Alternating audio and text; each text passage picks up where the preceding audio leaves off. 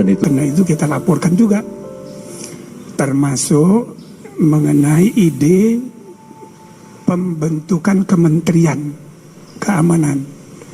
Kami sudah sepakati bahwa kami tidak mengusulkan adanya pembentukan kementerian baru.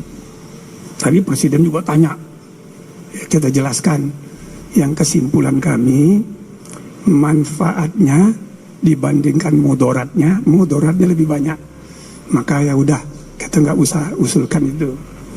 Yang kedua, kami juga melaporkan kami ada perbedaan pendapat tentang metode pengangkatan Kapolri.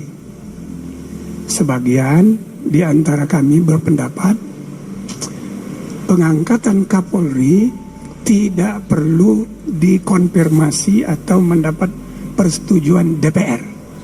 Sebagian di antara kami berpendapat tetap seperti sekarang.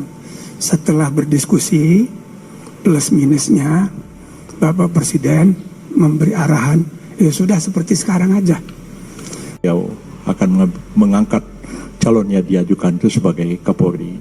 Hal lain juga yang penting adalah bahwa mengenai kedudukan Polri tetap seperti sekarang.